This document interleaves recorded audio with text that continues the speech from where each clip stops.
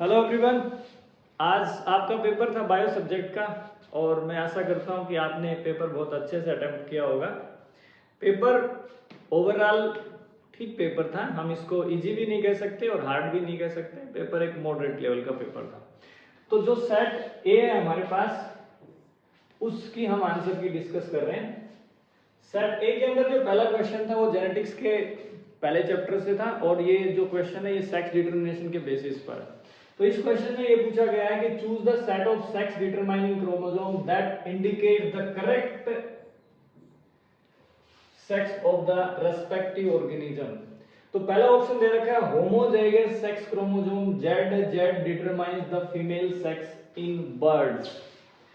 इसके अंदर क्या कहा गया है कि homozygous sex chromosome Z determines female sex in bird. तो ये बात गलत है क्योंकि बर्ड्स के अंदर जो सेक्स डिटरमिनेशन होता है वो कैसा होता है, जेड डब्ल्यू हेटेरोगैमेटिक। दूसरा जो ऑप्शन दिया हुआ है X O type of sex chromosome determine male sex in grasshopper. तो ये बिल्कुल सही बात है। मेल के अंदर जो ग्रासहोपर के अंदर होता है वो हेटेरोगैमेटी होती है, एक एक्स क्रोमोसोम होता है और ये जो जीरो है या ओ मानिए यहाँ पे वाई क्रोमोसोम, इसमें क्या होता है, एब्सेंट होता है। तो ये ऑप्शन बिल्कुल सही है। तीसरा ऑप्शन दे रखे हैं XXY condition in human as found in Turner syndrome determine male sex. तो ये गलत है। XXY जो कंडीशन होती है वो टर्नर सिंड्रोम में नहीं होती, वो क्लाइनफेल्टर सिंड्रोम के अंदर होती है। और डी ऑप्शन है homozygous sex chromosome XX produce mail sex इन ड्रोसोफिला। ये बात गलत है क्योंकि ड्रोसोफिला में सेक्स डिटरमिनेशन हमारे जैसा होता है। तो राइट ऑप्शन क्या हो जाएगा इसका? राइट ऑप्शन हो जाएगा बी फॉर बॉल या बॉम्बे। नेक्स्ट क्वेश्चन पे बढ़ते हैं। ये मीजल्सन एंड स्टेल एक्सपेरिमेंट से रिलेटेड था। तो इसमें क्या है, given below is a list of steps Meselson and Stahl carried out in their experiment to prove that DNA replication is semi conservative. Select the option that gives the correct sequence.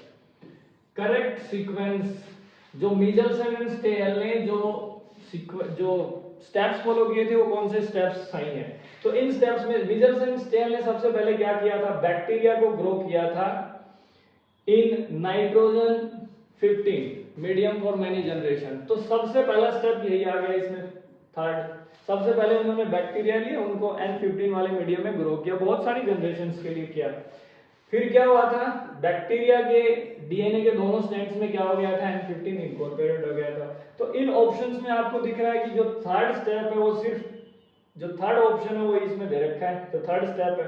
तो इसका जो right answer हो जाएगा वो क्या हो जाएगा, सी हो जाएगा। सबसे पहले क्या किया, इसमें ग्रो किया, सभी में क्या आ गया, N15 आ गया।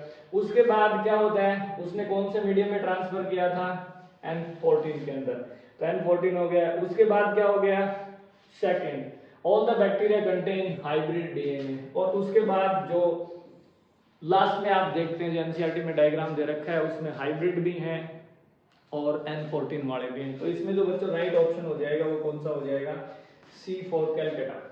थर्ड क्वेश्चन पे बढ़ते हैं।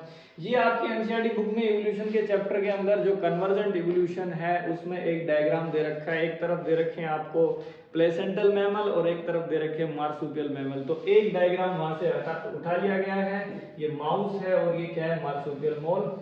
तो ये कौन से इवोल्यूशन को डिनोट करते हैं, convergent evolution. Convergent similar adaptive radiations इनके अंदर क्या हो रही है, शो हो रही है। नेक्स्ट क्वेश्चन पे चलते हैं। ये क्वेश्चन है किससे रिलेटेड, वैसेक्टोमी से related, surgical method of contraception. तो इसमें हम किसको कट करते हैं, वास डिफेंस को कट करते हैं। तो ये टेस्टिस हो गया, ये एपिडिडाइमिस हो गया। अच्छा ये हो गया, अगर इसको हम माने तो ये वास डिफेंस है, लेकिन लोअर पार्ट है, यहाँ से कट नहीं करेंगे। इसको कहाँ से कट करेंगे हम, इस रीजन से कट करेंगे, इस रीजन से। तो इसमें कौन सा आंसर आ जाएगा आपका, पॉइंट क्यू। पॉइंट क्यू, यहां से हम क्या करेंगे, वास डिफेंस को सर्जिकली क्या कर देंगे, कट कर देंगे। So option C is the third answer, right answer. अब चलते हैं नेक्स्ट क्वेश्चन के ऊपर। नेक्स्ट क्वेश्चन है हमारे पास, which of the following option correctly matches the name of hormone. Hormone कहां से प्रोड्यूस होता है, देखिए ऑक्सीटोसिन है, ये कहां से आता है, it comes from the posterior lobe of pituitary, relaxin comes from the ovary, HCG comes from the placenta and progesterone comes from corpus luteum। तो oxytocin third, oxytocin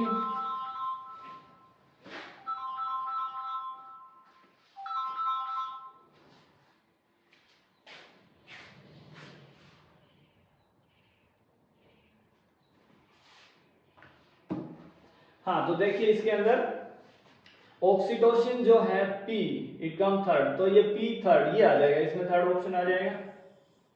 P oxytocin, pituitary, relaxin ovary, and HCG placenta, and S is corpus luteum. So C is the correct option.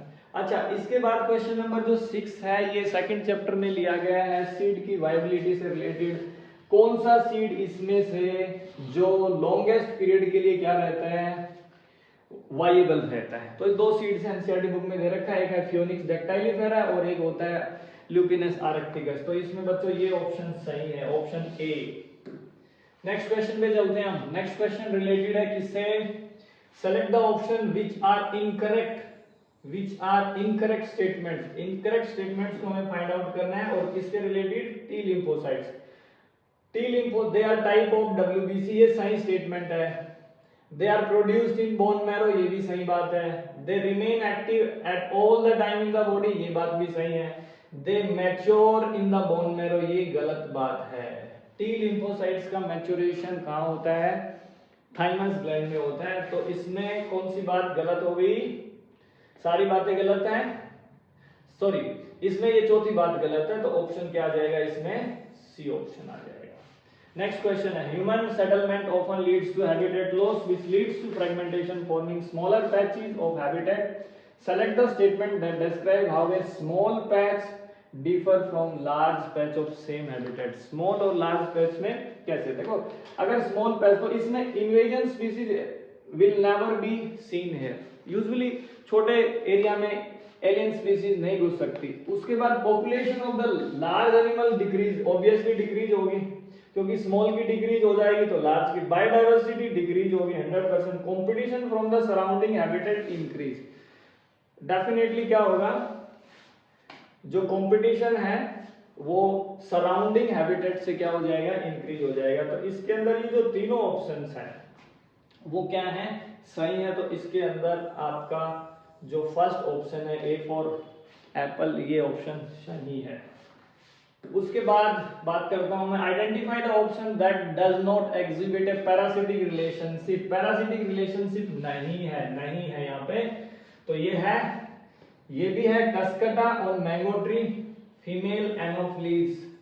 Female Anopheles mosquito सिर्फ blood सक करती है, parasitic relationship show नहीं करती। Question number 10 में, Rockford चीज कौन से फंगस से हम क्या करते हैं? राइपन करते हैं। तो इसमें बच्चों जो राइट ऑप्शन है दैट इज पेनिसिलियम नोटेटम।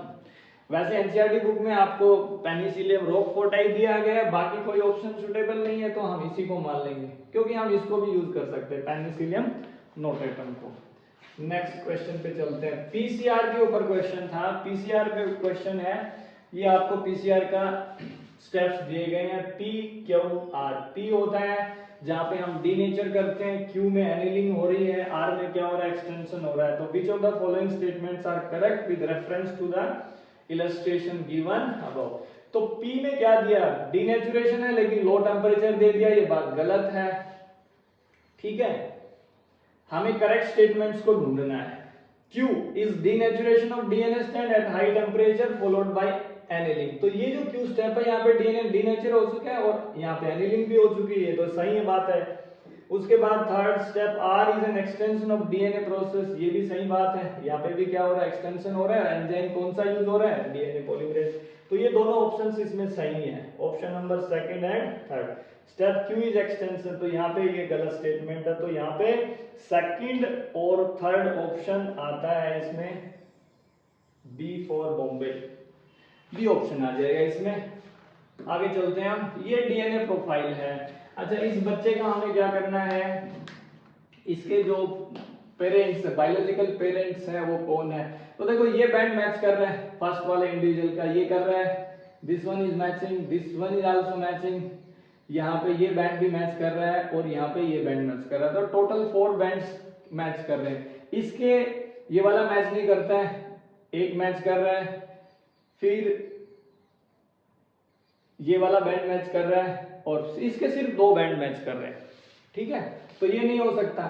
इसमें ये वाला बैंड लगभग मैच कर रहा है, ये वाला बैंड भी कर रहा है, ये वाला कर रहा है, ये वाला नहीं कर रहा है, ये वाला बैंड मैच कर रहा है, एंड फाइनली इसके अंदर ये बैंड मैच कर रहा है। तो इसके अंदर भी 4 बैंड मैच कर रहे हैं, इसके अंदर भी 4 बैंड मैच कर रहे हैं इसके, ठीक है। तो इस बच्चे के जो पेरेंट्स हैं वो नंबर 1 और नंबर 3 हैं, तो इंडिविजुअल 1 एंड 3, तो इसका ऑप्शन आ जाएगा आपके पास ए ऑप्शन आ जाएगा इसके पास। नेक्स्ट क्वेश्चन पे चलते हैं, रीजन असर्शन पे।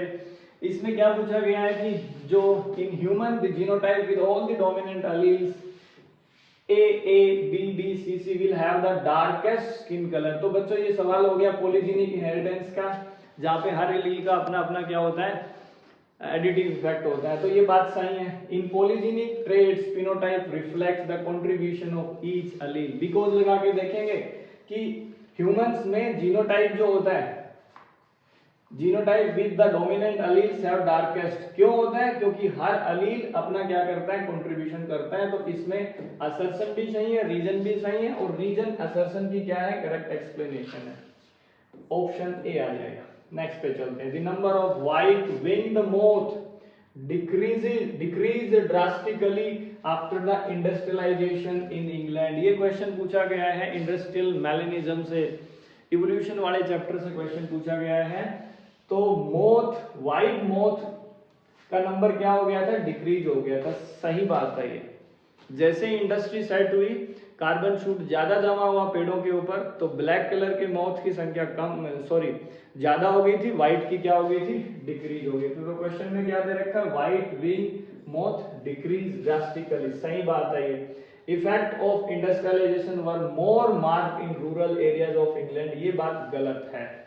तो इसमें असर्शन सही है, रीजन गलत है। तो असर्शन सही है तो रीजन गलत है, तो इसमें आपका ऑप्शन आ जाएगा C for Calcutta, C option आ जाएगा। अच्छा आगे चलते हैं 14th क्वेश्चन पे। More and more children in metro cities of India suffer from allergy and asthma due to sensitivity of environment. सही बात है कि जो बच्चे मेट्रोज में रहते हैं उनको ये जो एलर्जी और अस्थमा की दिक्कत ज्यादा होती है। क्यों होती है, क्योंकि उनकी जो मॉडर्न लाइफ स्टाइल है उनको इतना प्रोटेक्टेड रखा जाता है कि उनको ये दिक्कत हो जाती है। तो इसमें असर्शन भी सही है, रीजन भी गलत, रीजन भी सही है, करेक्ट एक्सप्लेनेशन है, ए ऑप्शन आ जाएगा। नेक्स्ट क्वेश्चन है आपका, Mediterranean orchid office speculum uses sexual deceit. ये बिल्कुल सही बात है, ये असर्शन सही है इसका। The female bee changes its colour depending upon the temperature of the area. ये गलत है। The female bee changes its colour depending upon the temperature of area, ऐसा इसमें कुछ नहीं है। ये सही है, ये गलत है। तो इसका ऑप्शन क्या आ जाएगा, असर्शन सही, रीजन गलत, ऑप्शन होगा इसका सी, सी फॉर कैलकाटा। तो ये था सेट ए के अंदर, right. Thanks for watching, have a nice day.